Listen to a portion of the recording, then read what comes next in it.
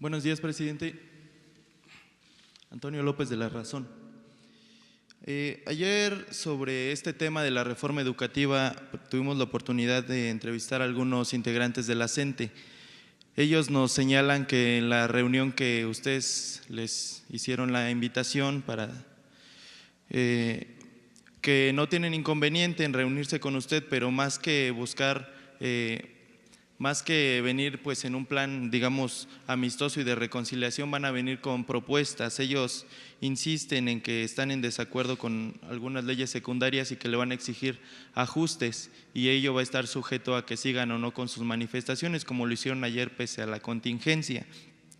Señala Enrique Enríquez que la parte laboral todavía quedó en el tercero, que el instituto que sustituye al INEE también quedó en el tercero, que no han salido todos los presos y que no han sido desvanecidos los expedientes judiciales que se crearon. Me gustaría saber qué le responde. Eso sería mi primer pregunta. Y la segunda, pues tocante al tema que va a hablar el día de hoy Jesús Ramírez. De acuerdo con el Secretariado Ejecutivo, los 3 primeros meses de este año hay un repunte del 22.8% en carpetas judiciales por posesión de droga.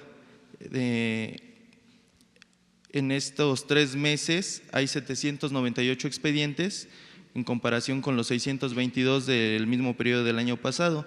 Un experto nos señala que esta cifra revela que un buen porcentaje de quienes están presos por delitos contra la salud no se dedican a la producción ni al tráfico, sino que son en su mayoría consumidores. En esa materia, presidente, preguntarle pues si el gobierno federal está dispuesto a continuar impulsando la propuesta que hizo en su momento la secretaria de Gobernación, Olga Sánchez Cordero, para legalizar el consumo lúdico de la marihuana. Muchas gracias. Bueno, acerca de lo primero, lo importante es el diálogo, el que podamos platicar, conversar, intercambiar puntos de vista con los maestros. Está abierto el diálogo. El lunes nos vamos a reunir y los escuchamos. ¿Están dispuestos a hacer alguna modificación si ellos lo plantean? Estamos dispuestos a escuchar, y todo aquello que signifique mejorar la educación tiene que ser tomado en cuenta. Si hizo falta algo en la reforma a la Constitución en materia de educación, se revisa. No somos inflexibles, ya desde luego tenemos el marco legal principal, que es la reforma constitucional. Faltan las leyes secundarias, las leyes complementarias. Ahí se pueden tomar en cuenta todos sus planteamientos. Yo creo que fue un gran avance el que se haya cancelado la mal llamada reforma educativa. Creo que ni se pensaba que se iba a poder llevar a la práctica o se iba a convertir en realidad la consigna de que va a caer, la reforma va a caer, y cayó. Entonces, pues hay otras cosas que hacen falta, pero por eso es el diálogo. Y además también, si no hay acuerdo en este gobierno, se respeta el derecho a disentir, porque estamos construyendo una auténtica democracia. Es muy aburrido pensar de manera uniforme. No estamos de acuerdo con el pensamiento único. Eso solo se da en las dictaduras. En la democracia siempre hay diferencias, hay pluralidad, hay discrepancia. no hay un solo pensamiento, eso tiene que ver con el autoritarismo. Y tienen garantizados todos los derechos, todos los mexicanos, a manifestarse, a expresarse, el derecho a disentir, el derecho a la crítica. Eso se garantiza. Todos tenemos, eso sí, que portarnos bien, porque ahora, ese es el cambio, ya hay una sociedad más consciente, hay un cambio de mentalidad, ya cambió la mentalidad del pueblo, que es lo más difícil de lograr. Ese es el aporte principal de todo este movimiento. Siempre he dicho que hay veces que hay confrontaciones, hay revoluciones, hay lucha armada y la gente sigue pensando igual. Los cambios se dan en lo que se llama las vanguardias, las élites, los aparatos ideológicos.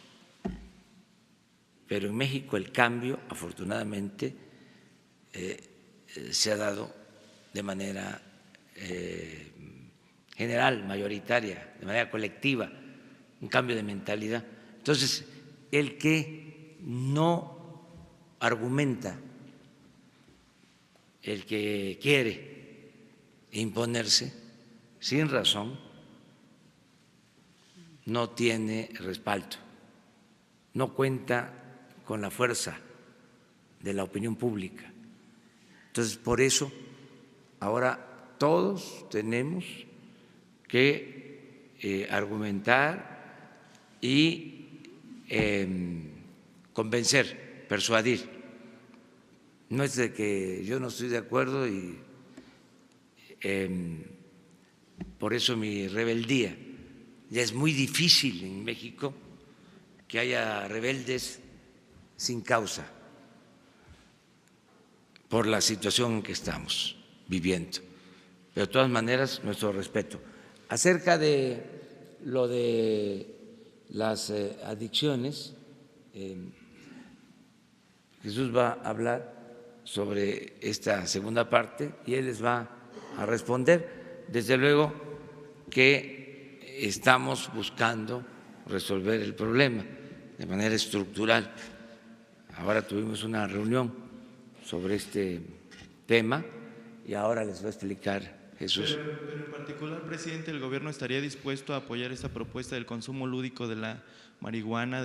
Es que es un proceso, yo lo explicaba ayer. Primero, atender las causas por las que se produjo tanta inseguridad y tanta violencia en el país. Porque los mexicanos no somos malos por naturaleza, ningún ser humano es malo por naturaleza. Son las circunstancias las que llevaron a muchos a tomar el camino de las conductas antisociales o a refugiarse en las drogas, porque se abandonó al pueblo, se tomó, se secuestró al gobierno y se utilizó al gobierno para favorecer a una minoría rapaz. El gobierno se convirtió en un comité al servicio de unos cuantos, se dedicaron a saquear, a robar y le dieron la espalda al pueblo y a los jóvenes. Entonces, primero es que el gobierno cumpla con su función social, que haya crecimiento económico, que no ha habido, que haya desarrollo, que no ha habido, que haya buenos ejemplos en el gobierno, que no ha habido, y que de esa manera podamos enfrentar el problema de la inseguridad y de la violencia y del consumo de drogas, atendiendo las causas, atendiendo a los jóvenes. ¿Cómo resolvemos un problema de origen eminentemente social si no volteamos a ver a 16 millones de jóvenes que viven en la pobreza, sin opciones, sin alternativas? Esto no se va a resolver de otra forma, tiene que atenderse a la gente. Eso es lo primero. Y a muchos, en una especie de enajenación, esto no les importaba. Siempre decían, sí, pero eso es a mediano, a largo plazo. ¿Pero a corto plazo qué? Porque a corto plazo eran los operativos militares para reprimir. Abandonaban a los jóvenes y ya cuando el joven tomaba el camino de las conductas antisociales, a masacrarlos, querer resolver el problema por la fuerza. Entonces, primero, entender que la paz y la tranquilidad son frutos de la justicia, primero. Segundo, pues que haya protección a los ciudadanos, que haya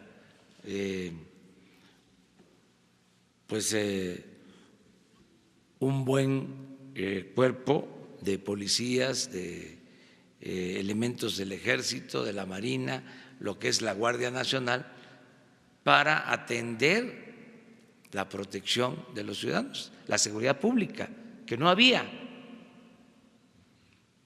seguridad pública, no había ni siquiera elementos para garantizar la seguridad pública. 10,000 elementos, porque el Ejército y la Marina tenían prohibido hacer labores de seguridad pública. Era defensa nacional, era seguridad del Estado, seguridad interior, pero no seguridad pública. Entonces ahora, con la reforma de la Constitución, pues de 10,000 elementos vamos a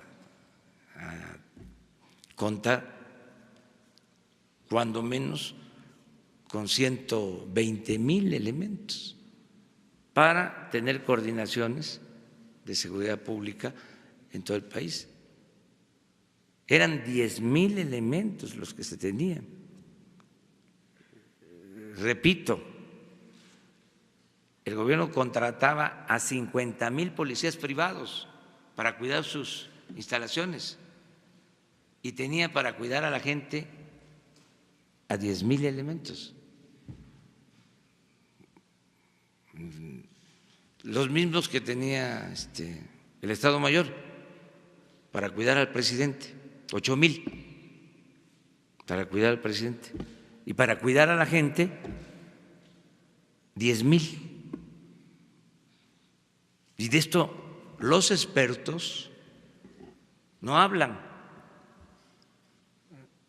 Este tema no se toca, o pasó de noche. Entonces, lo segundo, insisto, es que haya protección al ciudadano para la seguridad pública. Lo tercero es el que podamos dirigirnos a los jóvenes. Este programa, que es importantísimo, hablar con los jóvenes. No había un programa para hacerle ver a los jóvenes de que hay formas de ser feliz y que el camino de las drogas no conduce más que al sufrimiento y a la destrucción.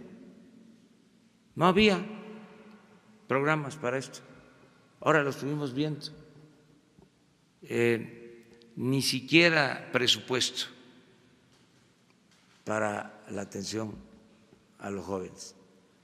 Entonces ahora es en la atención a los jóvenes como 4 o 5 acciones. Primero, fortalecer valores, aprovechar de que México es de los países con más reserva de valores culturales, morales y espirituales en el mundo. Bueno, es lo que nos ha salvado siempre, la cultura, nuestras culturas. Y ahí está eso. No han podido destruir las costumbres, las tradiciones, las culturas. Lo segundo, el que haya opciones para los jóvenes de estudio, de trabajo, que se le pueda decir a un joven, aquí está una beca para estudiar, aquí tienes posibilidad de trabajar como aprendiz y vas a tener tu ingreso, pleno empleo para los jóvenes.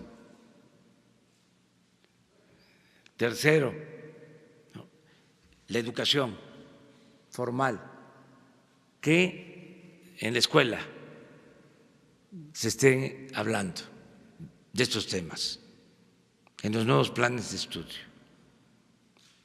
Cuarto, la salud, cómo atender a los jóvenes, en dónde se atienden ahora. Y es desolador lo que pasa, porque les decía, ni siquiera hay presupuesto. Y quinto, la difusión, un gran plan de difusión, que todos ayudemos, el gobierno, los medios de información, las familias, todos ayudemos a orientar, a informar, como nunca. Vamos a utilizar la mayor parte de los tiempos oficiales para orientar a los jóvenes. Una campaña muy creativa para ese propósito. Entonces, eso lo va a explicar Jesús.